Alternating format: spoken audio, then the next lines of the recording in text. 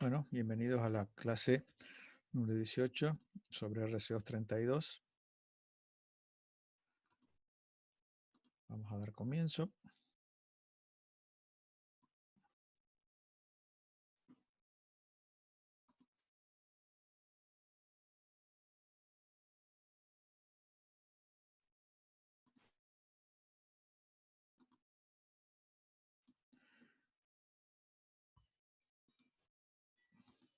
Muy bien.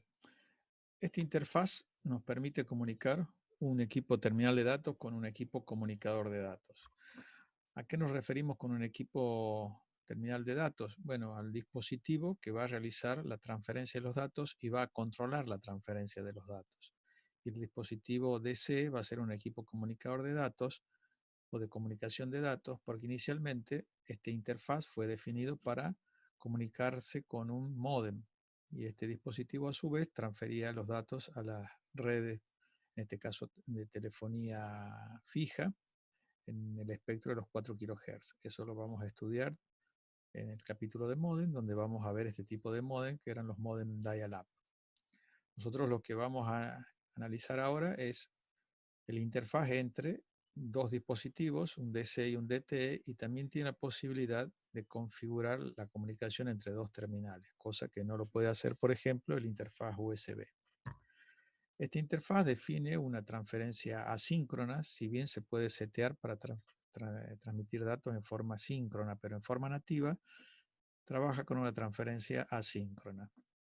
Sus velocidades de transmisión son de 20 kilobytes por segundo para la versión RC232C y para la versión RS422 su velocidad de transmisión llega hasta los 2 megabytes por segundo. Entre estas dos versiones, la única diferencia es el hecho de que RS422 lo que hace es incorporar en su hardware, la placa adaptadora de comunicación, incorpora buffer FIFO. Acuérdense que los buffer FIFO era lo primero en entrar, era lo primero en salir. Con este cambio de configuración de hardware, permitiendo una memoria rápida de acceso y egreso, llega a estas velocidades de 2 megabytes por segundo. Con respecto a todas las otras características de la norma son exactamente iguales, que son las que vamos a analizar a continuación. Como dijimos, nos permite la interconexión de datos entre un equipo de comunicación de datos y un equipo terminal de datos. Pero también tiene la posibilidad de configurarse en el modo null modem o en ausencia de modem, donde puedo interconectar dos terminales para dialogar entre sí. Acuérdense que esto fue diseñado inicialmente para conectar un terminal de datos con un equipo comunicador de datos, como es el modem, y su nombre deriva de la interjección de modulador-demodulador, ya que comunicaban los datos que venían en forma binaria a una red analógica, generando la modulación, que es otro de los capítulos que ustedes ya estudiaron con anterioridad.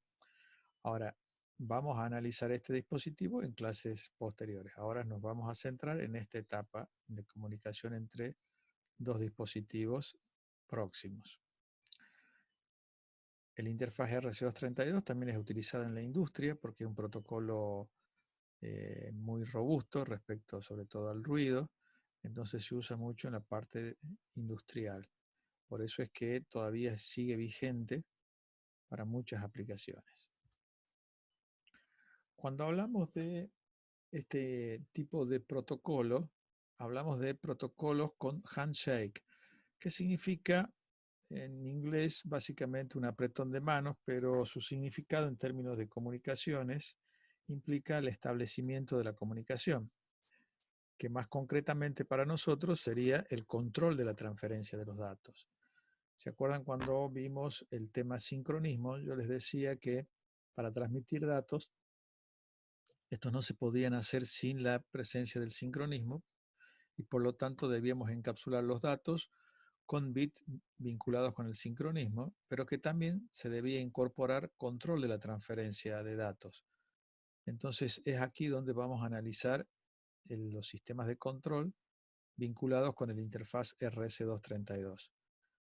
Nosotros vemos que Este control puede ser ejecutado a través del hardware, haciendo uso de señales específicas, lo cual tendrá su correlato en el ámbito físico con el establecimiento de circuitos eléctricos que permitan la transferencia de estas señales a partir del hardware.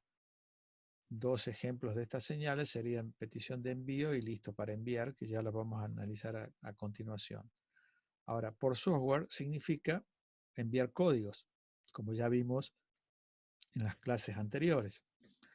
Y cuando hablamos de códigos, en este caso existen dos códigos, XON y XOFF de ASCII, predefinidos como el código 17 y 19 de ASCII. Eso significa que podemos prescindir de circuitos eléctricos que envíen señales y enviar estos códigos dentro de la línea de transmisión de datos. Entonces podemos utilizar XON para identificar si está encendido y XOFF para identificar que está apagado o simplemente como pregunta y respuesta. Vamos a continuación a agregar dentro de las características de esta interfaz que hace uso de una transferencia asíncrona. Nosotros ya habíamos analizado el paquete de transferencia asíncrona en clases anteriores. Y acuérdense que teníamos un bit de start, un payload de 7 u 8 bits, y luego el bit de stop, que era 1, 1,5, 2 bits. Esto ya lo analizamos en clases anteriores, por eso no tiene mayor relevancia profundizar ahora. Lo que sí decimos es que vamos a hacer uso de este tipo de carácter de transferencia a la hora de hacer uso de RC232, y como código de línea se puede utilizar el no retorno a cero, que es el más utilizado, pero también se puede utilizar Manchester, como se usa en la industria, lo cual también ya hemos visto cuando analizamos transferencia asíncrona. Ahora nos vamos a centrar en analizar las características de RS232, donde fija 4 ámbitos de trabajo, y una son las características eléctricas de las señales. Esto implica que hasta ahora nosotros, cuando hablábamos de códigos de transmisión, dijimos tensiones positivas o negativas, de ahí analizamos si era unipolar, polar o bipolar, pero aquí el protocolo, como yo les dije con anterioridad en otras clases, es el que define los valores físicos de tensión, es decir, si son tensiones positivas, qué voltaje van a tener, etc. Aquí también fijan los parámetros vinculados con las áreas de compatibilidad, pero ya vamos a ver eso inmediatamente. Otro de los aspectos que vamos a analizar son las características mecánicas de la conexión. Esto significa cuáles son los conectores físicos que vamos a utilizar para desarrollar este acoplamiento. Luego tenemos descripción funcional de los circuitos de intercambio. Esto significa cuáles son las funciones de cada uno de los pines a través de los cuales vamos a enviar las señales de control y de datos. Luego tenemos lo que se define como áreas de compatibilidad de RC232C, lo cual implica que no es plug and play. Eso significa que no es que yo conecte dos dispositivos compatibles RS232 y funcione. Esto significa que habrá que configurar ciertos parámetros para que la interfaz funcione. Acuérdense que cuando vimos, por ejemplo, el carácter asíncrono, dijimos que tenemos que fijar algunos de los parámetros que me permiten esta transferencia de datos a partir de fijar la longitud de payload, si vamos a utilizar paridad par, cuántos bits de stop, etc. También, cuando hablamos de área de compatibilidad, vamos a ver que existen varias opciones para hacer uso de las señales de datos, lo cual implica que a la hora de comprar dispositivos y que sean RC2 compatibles, no necesariamente significa que los conectamos y estos funcionan. Normalmente hay que configurar algunos parámetros, pero ya los vamos a desarrollar a continuación. Veamos las características eléctricas de las señales. Y aquí también hay que consignar algo muy importante, que esta interfaz no es hot plug and play. ¿Qué significa hot plug and play? Significa que yo puedo conectar y desconectar el interfaz sin necesidad de apagar los dispositivos. En este caso, yo debo apagar el dispositivo y recién conectar o desconectar el interfaz, ya que en los momentos de conexión y desconexión se generan transitorios desde el punto de vista eléctrico. Estos transitorios generan variaciones o picos de tensión muy elevados que pueden dañar el circuito físico de los componentes. Entonces, al no estar protegidos, que normalmente se realizan con capacitores de tantalio que absorben estos excesos de energía, yo debo apagar los dispositivos que pretendo conectar. En el caso de USB ya vamos a ver de que esto se puede realizar, por eso es Hot Plug and Play, y a su vez es Plug and Play porque conecto y funciona. Pero eso ya lo vamos a analizar en profundidad cuando veamos el interfaz USB. Cuando hablamos de las características eléctricas, tenemos que hacer mención de la longitud del enlace de RC232 y podemos decir, en términos generales y sin ninguna precisión más profunda, que un alcance promedio es de 15 metros sin tener en cuenta la velocidad de transmisión. Pero, si queremos profundizar un poco y a nivel de ingeniería definirlo, lo que vamos a aclarar es que el estándar lo que define es la máxima capacidad distribuida a lo largo del enlace y nos especifica que la capacidad máxima distribuida debe ser de 2500 picofaradios entre el emisor y el receptor, lo cual implica que yo lo que debo analizar es cuál es la capacidad distribuida por metro de los conductores que yo estoy utilizando. Por ejemplo, si uso un conductor con una capacidad distribuida de 50 picofaradios por metro, evidentemente la máxima longitud va a ser de 50 metros, ya que la capacidad máxima distribuida debe ser de 2500 picofaradios. Ahora, lo interesante es que la norma lo que establece es que si yo utilizo, por ejemplo, un conductor con 5 picofaradios por metro, voy a tener un enlace de 500 metros. Por eso es que todo está supeditado a la capacidad distribuida, y la capacidad distribuida de un conductor está en función de la velocidad de transmisión. Por eso es que se fijan una capacidad distribuida de 50 picofaradios para una determinada velocidad de transmisión. Por eso hay una interdependencia entre la velocidad de transmisión, en definitiva la frecuencia de la señal, la capacidad distribuida del conductor por metros y por último la longitud del enlace. Otros elementos que fija son los niveles de tensión, y lo que hace es determinar que los niveles lógicos 1 van a tener valores negativos entre menos 3 y menos 25 volt, y el cero lógico va a poseer valores positivos entre 3 y 25 volt. La máxima corriente de salida va a ser igual a 10 mA y la máxima carga que yo puedo poner en el circuito es de 3 kΩ a 7 kΩ. Esto es muy importante a la hora de diseñar dispositivos que yo pretenda controlar a partir de esta interfaz. Analicemos a qué se refiere con que el 1 lógico tiene valores negativos y el 0 lógico valores positivos. Cuando yo digo que los valores que la norma establece son entre 3 volt y 25 volt para el 0 lógico, lo que define es que el fabricante deberá elegir algún valor discreto entre 3 y 25 volt. Una vez establecido ese valor, es el que va a utilizar para todas las transmisiones de señales de datos y señales de control, lo cual implica que ese valor de tensión que yo elijo dentro de los rangos aceptados tendrá que ser constante a lo largo de todo el intervalo significativo.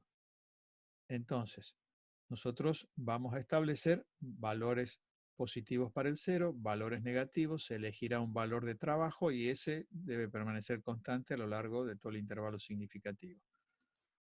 Pero fíjense que acá me queda un rango de tensiones entre menos 3 volt y más 3 volt, lo cual nos da un rango de 6 volt, en los cuales se define como el tercer estado, y esta región me sirve para detectar errores en la transmisión de datos por hardware.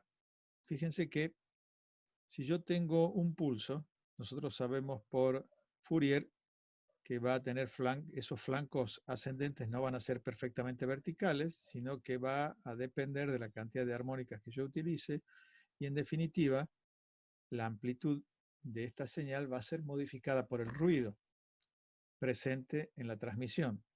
Supongamos que yo tengo un ruido que genera una disminución de la tensión de manera tal de que en el momento de muestreo esa tensión cae dentro de ese rango de trabajo que habíamos definido como no válido para los niveles de tensión. Entonces, si cae dentro de esos valores, es detectado como un error y yo lo puedo hacer por hardware, lo cual implica una gran ventaja a la hora de transmisión de datos. Dentro de las características mecánicas de la conexión, lo que yo defino es el uso, en definitiva la norma define el uso de conectores DB25. DB es por el formato, tiene un formato trapezoidal, quiere decir que tiene un lado de mayor longitud que otro, lo cual implica que los conectores no pueden invertirse, tienen sola una forma de ser acoplados. Y también define la sexualidad del conector. Los alojamientos definen a este conector como conector hembra y estos pines lo definen como conector macho. Esto es importante porque el estándar define de que el conector macho va en el DT y el conector hembra va en el DC. Ahora, acá hay algo muy importante a tomar en cuenta que depende de los autores, sobre todo los autores europeos, consignan para determinar la sexualidad del conector, no los alojamientos, sino la cazoleta. Esto que se denomina cazoleta, que es esta estructura metálica, que si podemos apreciar en la imagen, el conector hembra tiene una cazoleta macho porque ingresa en el alojamiento de la cazoleta hembra del conector macho. Entonces, esta recomendación es importante a la hora de leer bibliografía en Internet, ya que hay que ver cuál es la consideración que están tomando para considerar si el conector es macho o hembra. Nosotros vamos a tomar la consideración estadounidense y de origen latino, que define que el conector es hembra a partir de los alojamientos y de los pines. Acá vemos un conector DB9. Este tipo de conector se utiliza actualmente porque el hardware, el control por hardware, al disminuir la microelectrónica de valor con el tiempo, se incorporan elementos de codificación y de codificación rápida, como son los PIC, que permiten enviar control por software y no utilizando el hardware, ya que la metalurgia de las conexiones, como son todo este tipo de conectores, es más costoso que la electrónica que involucra el control asistido a partir de contadores y conversores y acumuladores. Los conectores tienen definido cuáles son los pines y sus funciones. Y fíjense que en este caso el conector macho va del 1 al 3 y luego salta al 14 y culmina en el 25. Obviamente el conector hembra tendrá los pines conectados exactamente al revés para que cuando se enfrente coincidan. Esto es importante porque a la hora de armar el cable yo debo saber cómo soldar los conductores. Acá vemos cómo el conductor macho va en el DT y el conector hembra va en el DC. Entonces, un cable de interconexión para una conexión DT-DC será un conector hembra aquí y un conector macho en el otro extremo. Aquí vemos los conectores. Este es un conector macho, este es el conector hembra, este es el reverso de los conectores, donde irían soldados los cables. Hay un trabajo práctico que vamos a ver cómo lo vamos a implementar, que es sobre RC232, que uno de los puntos es armar el cable de interconexión, que justamente tienen que soldar los cables a los conectores, etc. Ya vamos a ver cómo se implementa ese trabajo práctico, pero es muy importante que ustedes vean cuáles son las características mecánicas de los conectores, sobre todo que estos alojamientos hembra que son estos conductores metálicos que tengo acá, están embebidos en un sustrato plástico que si se calentan demasiado se deforman. Por eso a la hora de soldar hay que hacerlo con sumo cuidado para no deformar el sustrato donde están embebidos estos alojamientos hembra. Ahora veamos la descripción funcional de los circuitos de intercambio.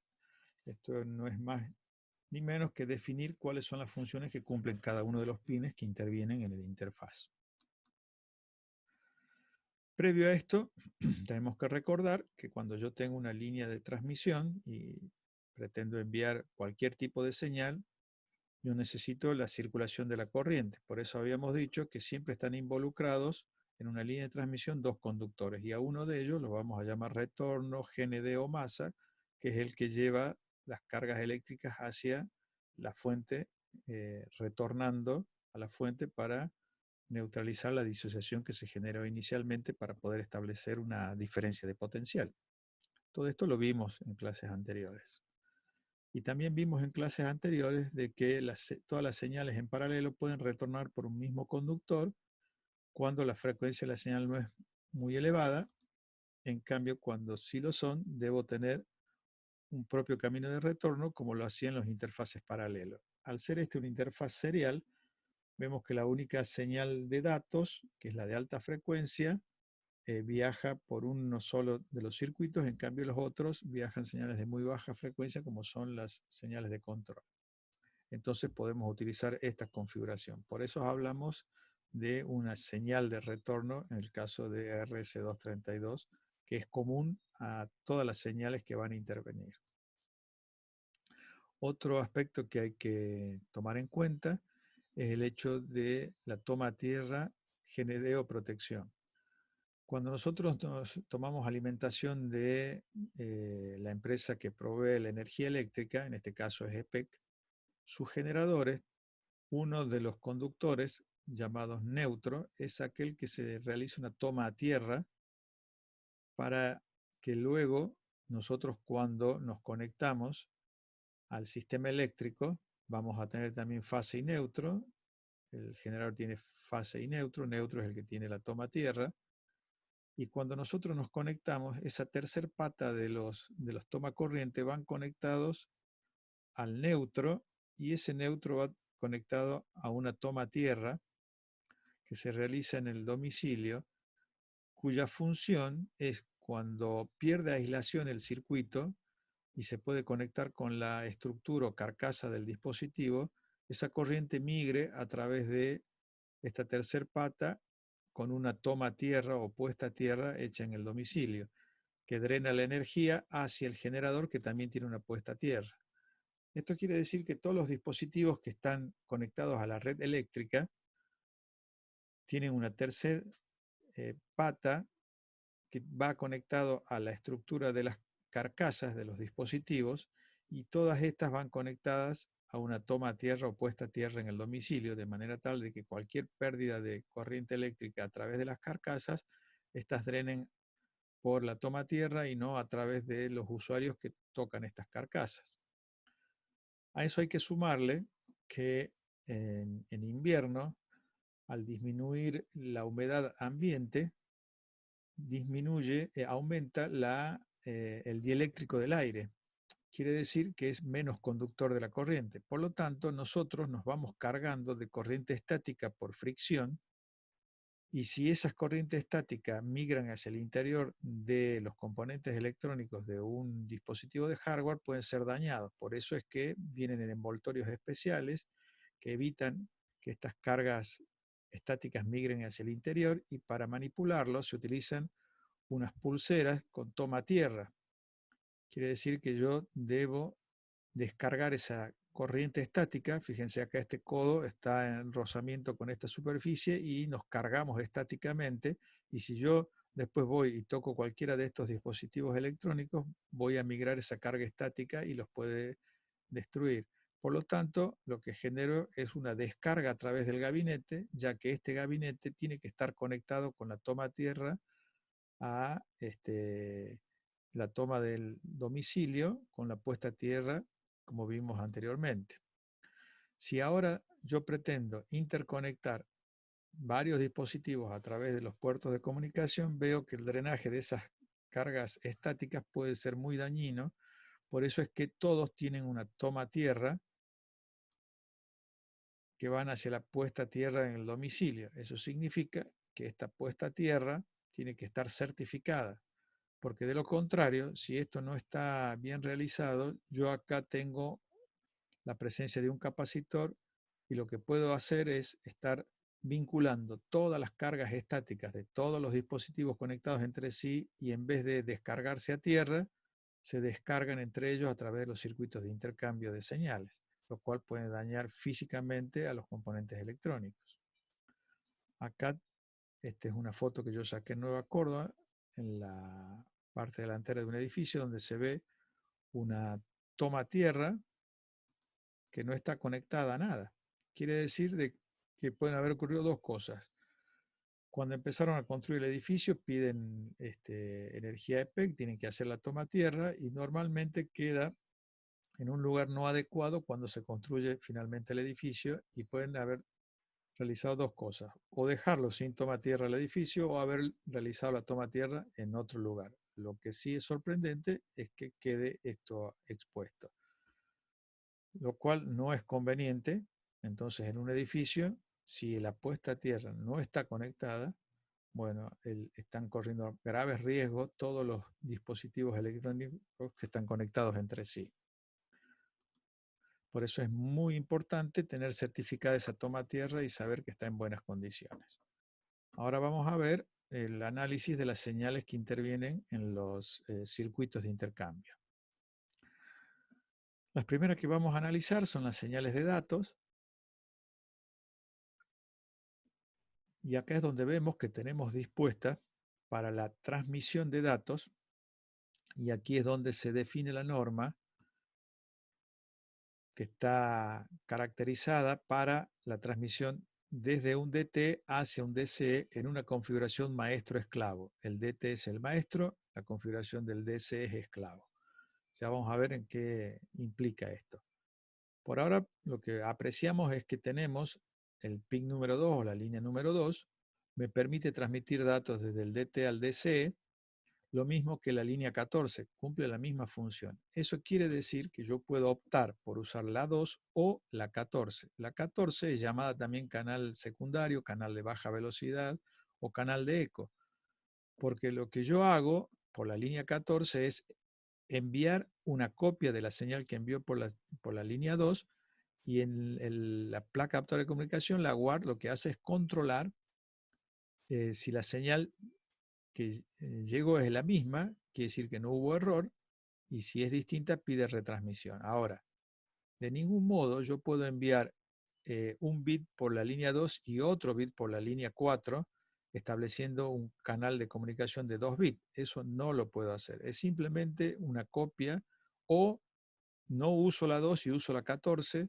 Eso lo define el fabricante. Por eso hablamos de áreas de compatibilidad, porque si algún fabricante usó la línea 2 y otro usó la línea 14 y sus cables de interconexión, el fabricante A utiliza la línea 14 y la de fabricante B utiliza la línea 2, si yo intercambio los cables no van a funcionar. Lo mismo ocurre para la línea 3 y la línea 16. Fíjense que la línea 3 es la que permite al DC transmitirle datos al DT. Y la línea 16, como les dije, es también denominada de baja velocidad o canal secundario, es la que va a permitir generar una copia de la señal u optar por usar esta línea y no la línea 3. Luego, como habíamos visto en los circuitos eléctricos, necesito una señal de retorno, por eso existen las señales de masa, y la señal número 7 es la que va a permitir el retorno de la señal que yo envié por la 2 o de la que envié por la 3 o la 16 o la 14. Cierro el circuito con la línea 7. Y tengo el pin número 1, fíjense que es de protección, y este es el pin que está conectado con la toma tierra, de manera tal que las cargas estáticas drenen a través de este pin entre los dos dispositivos que los he conectado a través de RC232 y las cargas parásitas estáticas drenen hacia la toma tierra. Si yo no tengo certificado la toma tierra, es preferible no conectar el pin número 1 porque de lo contrario estoy vinculando todas las cargas estáticas de todos los dispositivos que están conectados a la misma línea de transmisión. Bien, luego tenemos lo que se denominan las señales de control. Estas señales de control tienen cada una un nombre que tiene sentido cuando el DC al cual yo pretendo controlar o transferir datos es un módem. De lo contrario, todas son de propósito general. Cada una de estas aplicaciones las vamos a estudiar cuando estudiemos módem, sobre todo la configuración de los módem dial-up. Pero por ahora, para nosotros van a ser de propósito general y lo único que me interesa como relevante es la direccionalidad de las señales. Es decir, fíjense que la 4 va del DT al DCE y la 5 va del DC al DT. Esto quiere decir que yo puedo realizar una pregunta de control por la línea 4 al DCE y el DCE me va a contestar a partir de la línea 5. Ahora vamos a pasar a describir cómo funcionan estas señales, pero acá lo importante es saber que existe una dirección para cada una de estas señales y cada vez que yo genero un control significa que un dispositivo va a preguntar algo al dispositivo al cual está controlando y éste le tendrá que contestar para poder seguir ejecutando la secuencia de enlace o de transferencia de los datos. También existe lo que se denomina un canal de sincronismo, porque vamos a poder trabajar en el caso de las USART y yo esté dialogando a través de un módem, voy a poder enviar las señales de sincronismo a través de determinados pines, que esto lo vamos a analizar cuando veamos el tema módem.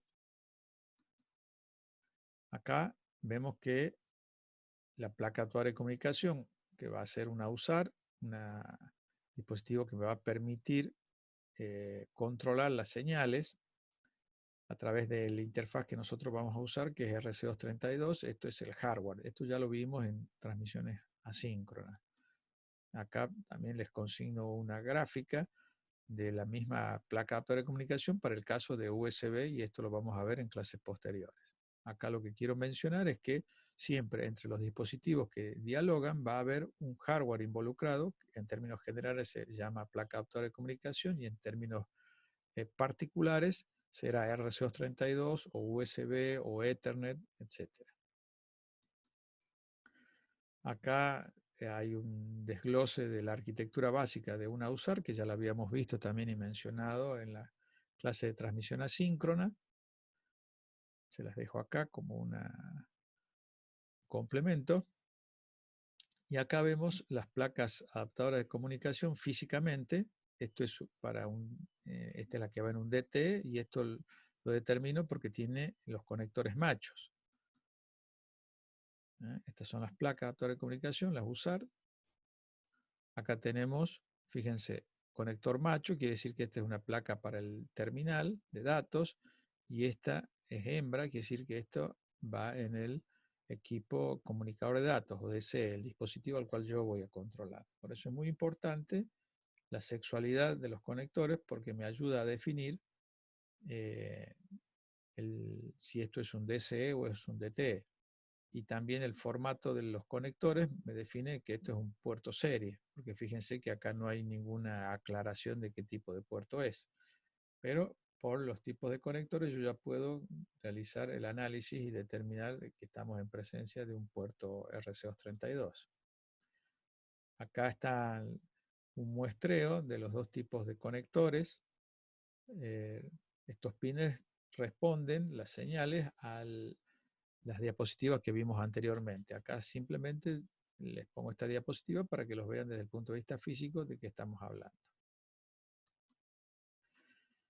DB25 es lo que establece la norma, que es lo que yo explicité en las diapositivas anteriores, pero también se está usando de hecho, digamos, la norma no lo establece, pero sí se usa el conector DB9 y los fabricantes han realizado, han consensuado de algún modo el uso de ciertas líneas del DB9 y acá les dejo un cuadro que les permite vincular las líneas del DB9 con las líneas del DB25. Esto sería un circuito de intercambio con control de transferencia para la configuración maestro-esclavo. Esto significa que cuando el maestro transmite a partir de la línea 2, el esclavo escucha por la línea 2. Esta es la configuración que se definió. El maestro escucha por la 3, por lo tanto el esclavo transmite por la 3. Para que no se convierta esto en un trabalenguas, lo que se hace es definir la configuración maestro-esclavo para entender cuáles son las direccionalidades de las señales de control. Ya vamos a hacer una serie de ejercicios que nos va a permitir aclarar estos temas. Y acá tenemos en la configuración null modem, y aquí es donde tenemos que tener especial cuidado porque estamos vinculando dos maestros, dos configuraciones master. Eso significa que el maestro transmitía por la 2, pero el maestro recibe por la 3. No estoy dialogando con una configuración esclavo, entonces va a dialogar entre la línea 2 y la línea 3. Fíjense que acá no están consignadas los canales secundarios, porque yo podría utilizar la 2 o la 14 y acá podría utilizar la 3 o la 16. Y tengo 4 combinaciones posibles. Por eso hablamos de áreas de compatibilidad. Ahora vamos a comenzar con algunos ejercicios de aplicación que nos permitan ver claramente todo esto que venimos dialogando.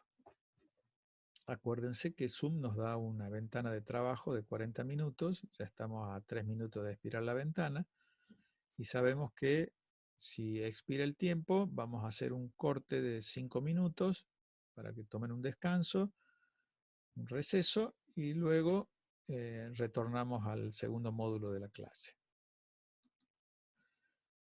Veamos estos ejercicios de aplicación. Acá tenemos 3 ejercicios donde el enunciado nos explicita lo siguiente. Se necesita realizar una transferencia de datos desde un DT hacia un DC. Ya vemos la direccionalidad. Como dice hacia, vemos que es una comunicación simplex desde un dispositivo a otro a través de la interfaz RC232. El ejercicio 2 y el 3 difieren en que en este caso la transferencia de datos es desde el DC al DTE. Fíjense que no hay control acá de la transferencia de datos, en ningún momento me pide nada más que cuál es la línea que yo debo conectar para transferir datos en un sentido u otro. Y en el ejercicio 3, la diferencia está en que dice entre. Se necesita realizar una transferencia de datos entre un DT y un DCE, lo cual implica que vamos a estar en presencia de una comunicación half duplex como mínimo, o sea, en ambas direcciones pero no simultáneas. Por lo tanto, estas son las 3 diferencias que vamos a tener que apreciar para resolver estos ejemplos. Entonces, veamos la primera. La primera nos plantea que yo necesito transferir datos desde un DT a un DC. Entonces, esta es la configuración maestro-esclavo. Eso significa que para transmitir datos, yo tengo que utilizar la línea 2, pero sé que físicamente necesito el retorno de la señal, según lo aprendimos desde el punto de vista físico. Y por último, tengo esta línea de protección que está punteada porque la voy a conectar o no, dependiendo de que yo conozca la certificación de la puesta a tierra, que sepa que esta puesta a tierra está en condiciones. De lo contrario, es preferible no conectarla. Entonces, dicho esto, fíjense que yo podría utilizar la línea 14 también para transmitir a la línea 2, o utilizar la 14 y acá en el receptor la 14. O podría combinar la 2 con la 14 o la 14 con la 2. Por eso veo que tengo distintas opciones. Por eso hablamos de áreas de compatibilidad. Bien, acá el contador me consigna que queda 1 minuto, entonces lo que vamos a hacer es cortar para un receso y en 5 minutos estamos de vuelta en el segundo módulo de la clase.